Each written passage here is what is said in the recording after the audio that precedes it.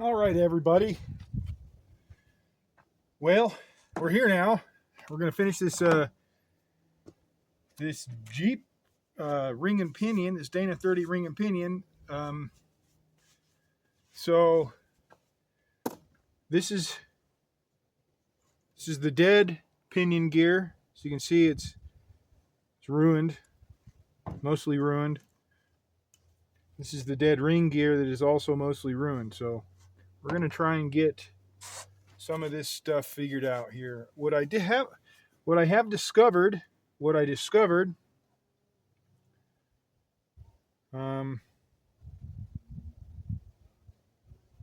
Anyway, what I've discovered is that these old Dana 30s do not use a crush sleeve. They use a shim stack, which works in my favor. So that's pretty handy. I will be miking these shims. I'll just do the entire stack and see what I come up with. And then we'll go from there. And I'll try to, just this gear set will be my baseline. Did I mention that this was the Idiot Mechanic? That you've tuned into an episode of the Idiot Mechanic?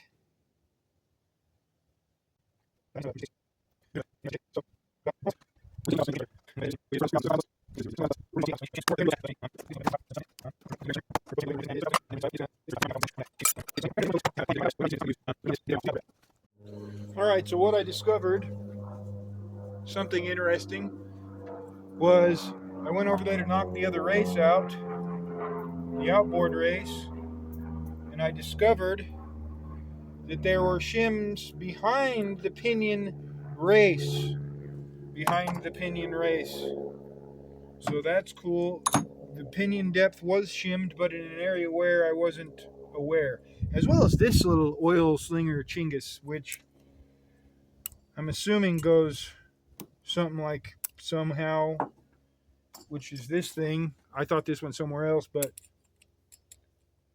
totally probably wrong on that.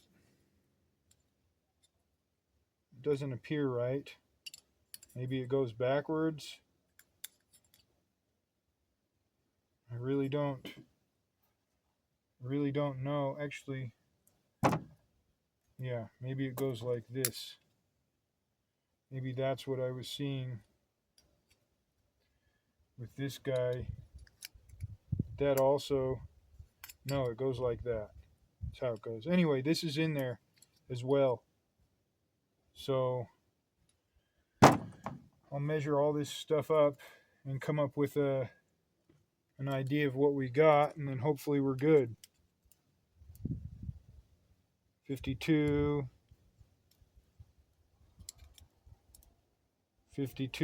kind of 52 and a half. Yeah, somewhere around the 52 range. 52 thousandths of an inch.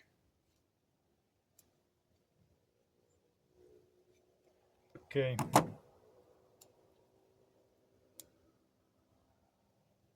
Well, I guess that doesn't really make sense either, because I need to measure this. I don't trust these calipers. About 20 thousandths. 15 thousandths. Let's measure this. It's bent and beat to hell because I kind of messed it up.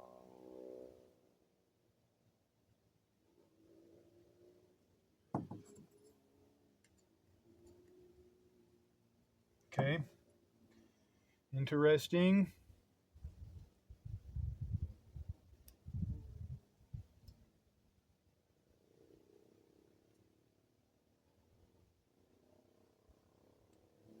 It's going to be the same. It's just that one's just bent and beat, so I'm not getting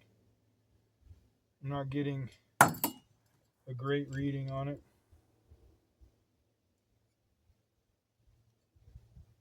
See, that says 20 right there, but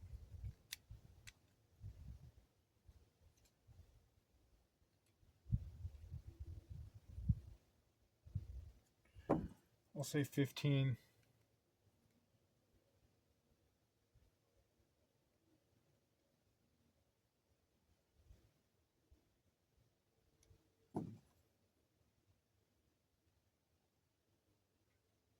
Yeah, 15. We're good. So that's what I'm going to do. I'm going to reuse these shims on the inside of that carrier, like so, and then I don't know what happens. Just don't know. Because I don't have, I guess I do have these guys here, but I was going to save those to shim the carrier if I need. So that's what I'm going to do. I'm saving all those outboard shims for the carrier. I'm going to reuse this because my bearings stack was the same as that bearing stack. Yeah, whatever it is, and we should be good. So I'm going to pull that other race out. All right, I got that outer race out, which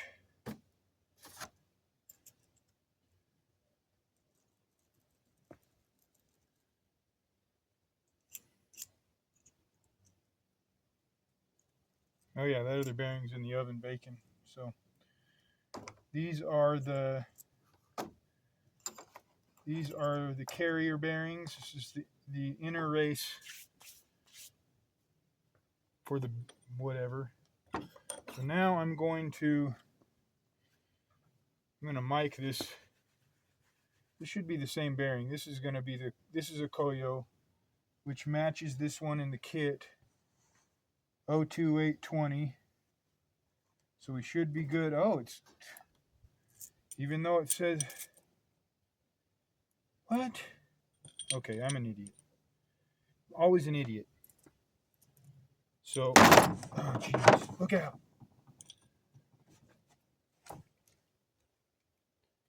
Now this shouldn't matter much because it's going to be the same manufacturer bearing, but I'm going to do this just so I know what we're looking like for the bearing preload and the preload stack. So 876 thousandths, 876.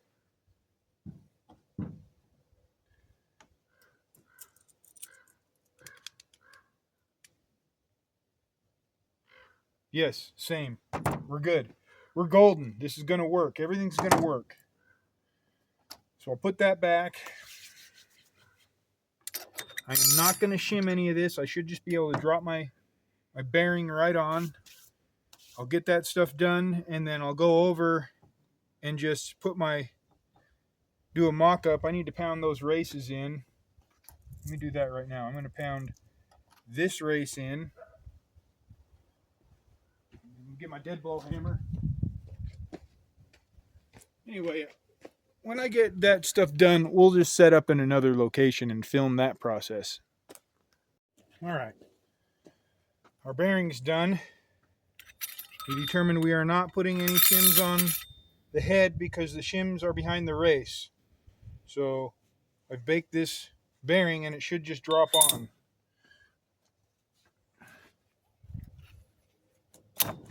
Like so. That's great. It's great. So now we're pretty much ready to go put this thing together. Oh, jeez, that's hot. It came out of the oven. Idiot! Oh, jeez. All right, anyway, I'm going to reset this camera up over here. All right, so we're going to put this pinion in here.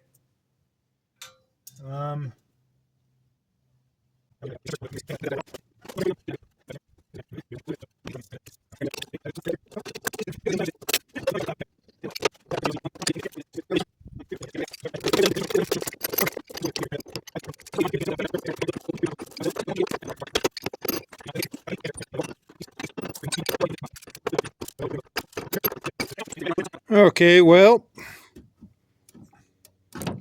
whoa there. All right, well, we've got this ring gear, all the bolts off this thing. So from what the internet said, you take all of them off but two on opposite ends, and then you take your dead blow, give them a thump here and there. You're probably seeing the camera shake around quite a bit. That's not my problem.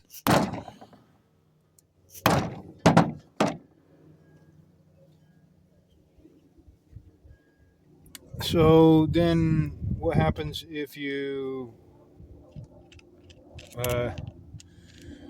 happen to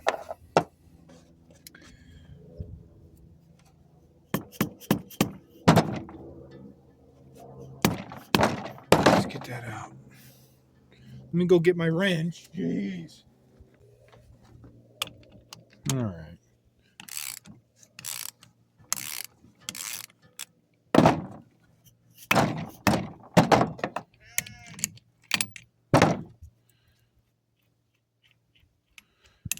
Your kit should have come with new nuts, new bolts, I mean.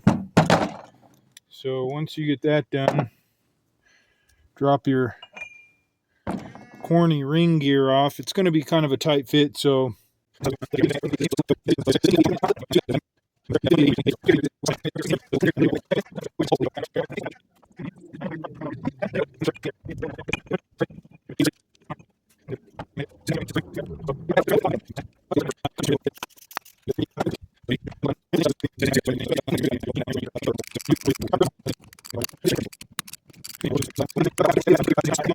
all right.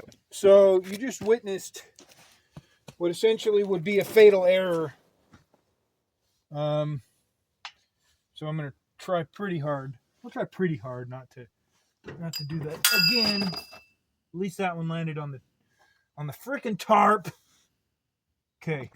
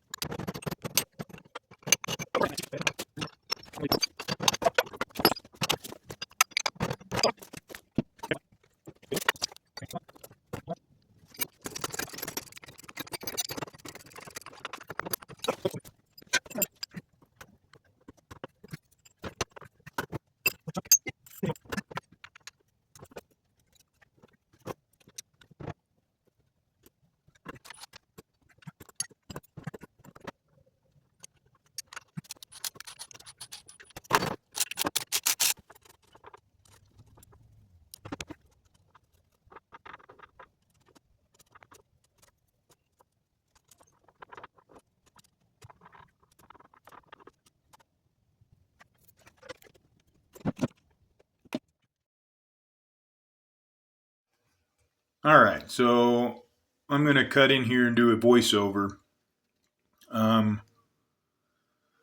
spent most of one afternoon, most of the entire afternoon, tearing down and setting up that ring gear carrier and getting everything put back together in that differential when I sort of discovered that evening, which you're watching right now, the following morning when I came back out to kind of troubleshoot what I was experiencing. But what I discovered was the ring gear carrier or the differential carrier was twisted and cracked. So somehow that I missed that in the teardown and reassembly. But basically, I was having a really hard time. I get my pinion depth set, and my backlash was pretty good. Um, Good enough to where I could paint the pattern on the teeth and try to run the gears and sort of go from there and shimming to get the right gear mesh. Well, I'd roll the carrier around and the ring gear would bind at some point. So I thought that maybe I had something jammed somewhere in the carrier bearings or the pinion. So I was kind of figuring it out. Anyway, when I realized what was going on, um, I was a little bit bothered that I didn't catch it. But basically, that ring gear carrier was bent and twisted a little bit, so I had a pretty good wobble in that gear. So I ended up um, kind of having to just push pause really on this rebuild and order a carrier and sort of start over. So anyhow, that's kind of what you're seeing right now is me sort of troubleshooting some of this stuff and looking at what's going on with the carrier or figuring out what I had done wrong because this is the idiot mechanic after all. So nothing that I did. Well, ultimately I did it because I broke the thing, but I didn't.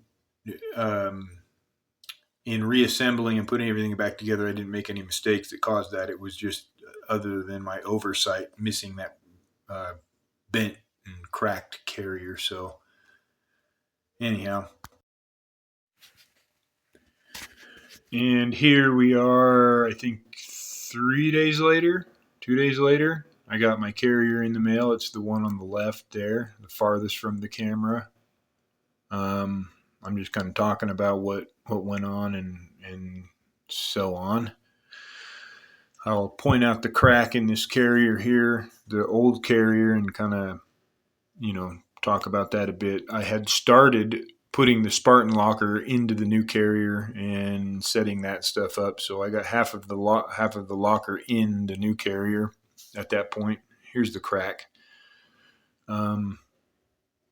So at some point during this process, I ran out of battery power, and that sort of stuff prevented me from filming the rest of the process. But it went fairly smooth actually. I got the locker in, the ring gear on, got my bearings pressed on. I didn't opt for using the inboard shims that go under these bearings on the carrier because this carrier didn't exactly match up dimensionally. I think there's a few thousandths of difference between the surfaces and the bearing, what are they called? Lands? The bearing lands and stuff like that. So I kind of had to start from scratch in setting up that backlash and bearing preload for the carrier. Obviously, because it's a different carrier, they're not all exactly to the 1/1000th of an inch. So I kind of had a little bit of that to sort out. But like I said, my camera failed, and I just did it without any video documentation. But it did go fairly well. I put everything back together. Ran my pattern. My pattern needed to be basically, my pinion was a little bit too deep on the ring gear, so I had to pull everything apart. And this happened probably 10 times during the process of checking backlash and checking pinion depth and all that stuff before the final reassembly and putting all the seals in and setting the pinion preload shims as well as the seal and all that stuff. So it took me I bet I had 8 hours between all of the work I'd done before I realized the carrier was bad and the final rebuild. So, but I got it all done, got my pattern where I felt like it was good. And it can be tricky. Again, this is my first time setting this up, but I did enough reading, and I'm fairly competent for an idiot. So I felt like I could manage, and we did. I got that. I got the pattern set up, and it's probably just about as best as you could do with an aftermarket set of gears, made in some foreign Asian country. You'll see right here that roll pin dropped right in. So there is a variable in that pin dimension where they drill out that hole in the carrier for the pin, that roll pin. So I had to take and punch that roll pin open so it was spread so it fit tight in there. And then I went ahead and just used some Loctite on that pin to keep it located. So the roll pin's the tiny pin that keeps that big pin in position in your locker. So, but anyhow, that's pretty much the gist of it. You saw my struggles, most of my struggles. So that's probably it, huh? There's a unnecessary shot of the roll pin. Talking about stretching the roll pin, I used some Loctite to kind of help hold that roll pin in. It was tighter than when it came out. But so I'm setting up the ring gear again here on the new carrier, and just getting ready to put it together, miking some shims, checking some stuff out. I'd pre-mic'd all the shims that came off of the old carrier in hopes to reusing them, and wrote down everything on the box and all the numbers like that, right? So, but that just turned into uselessness because I changed everything anyway in the end to get this thing right. So this is just the end of the camera battery here where I'm fiddling this stuff and getting it ready to go back in.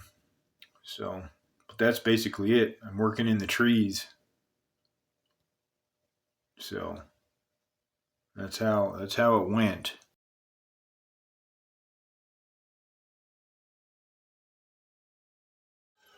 I tried to document this ring and pinion differential job I did on the front end of this Jeep on this Dana 30, and I pretty much failed miserably. Had bad battery, a few things happened.